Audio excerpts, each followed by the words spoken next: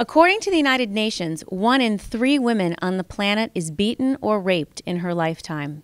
That adds up to 1 billion women being violated. 1 Billion Rising is inviting 1 billion women and those who love them, including each woman here today and you, to walk out, dance, rise up, and demand an end to this violence.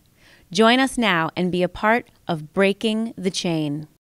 And stay tuned for an exclusive interview with Kelly Atkins on the Red Couch. I raise my arms to the sky, on my knees I pray. I'm not afraid anymore.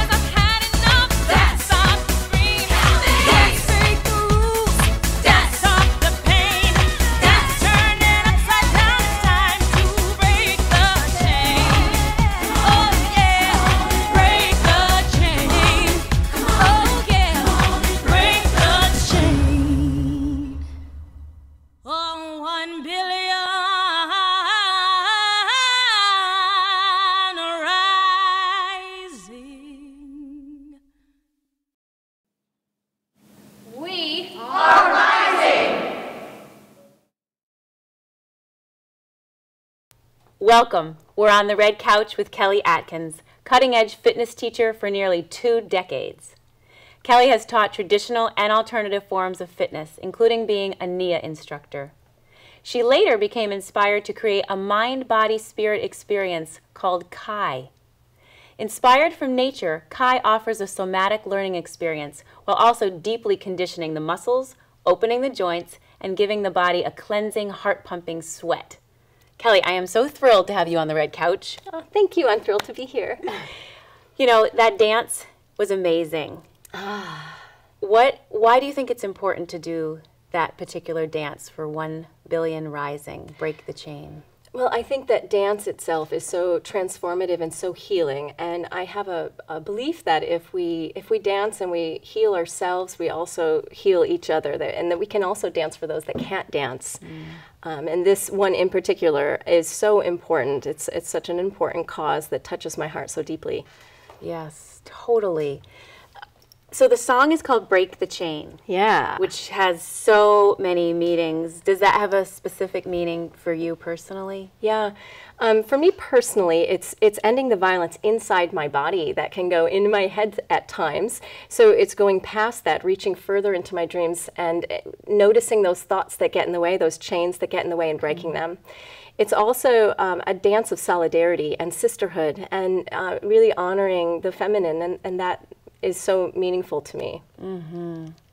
I mean, any kind of dance is amazing. That particular dance has so much symbolism in it and so much power and vitality. Yeah. Are there parts that you really love? My favorite part is where we say, "This is my body."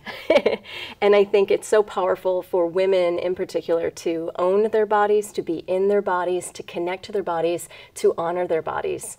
And the symbolism of "this is my body" and the hand coming right across the front of the hips, I think is so important. Deborah Harris, who choreographed that, talks about the pelvis being the landing pad for the universe. And I think that that's so poignant. I think of that when I do that movement. Yeah. I love so many parts of it. It's so powerful. And I was watching it with my son, and he was saying, "Oh, this is a dance for women."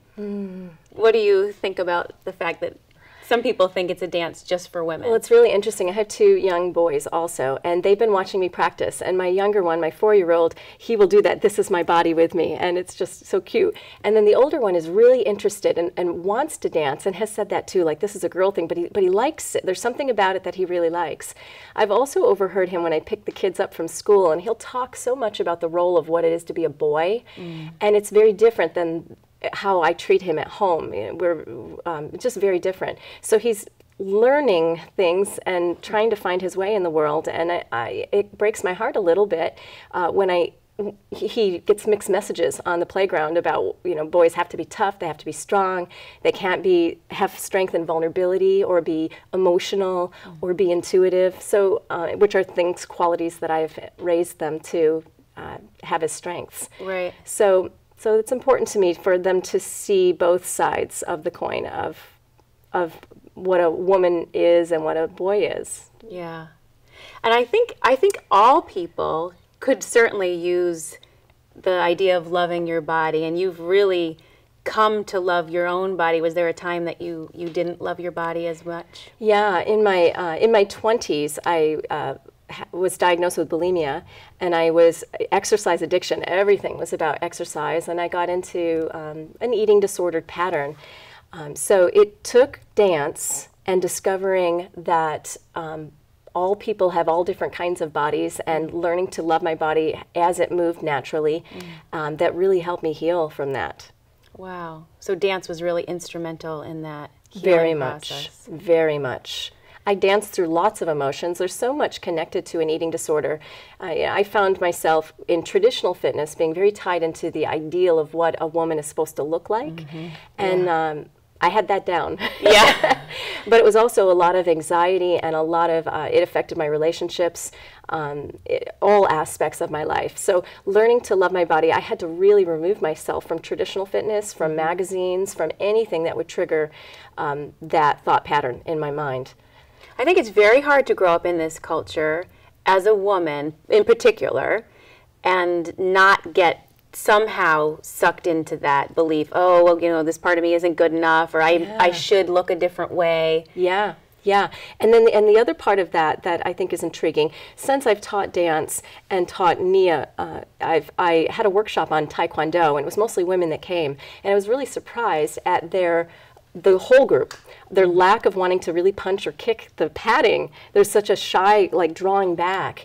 And I think that there is a fierceness in the feminine that is actually a little scary to people sometimes. And yet I think that we need to own it and direct it with clarity. I think that is how we protect our bodies.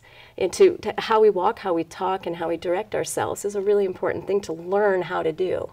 I love taking class with you. You are an extraordinary teacher. And you just said exactly what I just couldn't put words to myself. You command yourself in a way that you do own it, and not in an overly confident way, but in a very confident way. And it's really inspiring to see.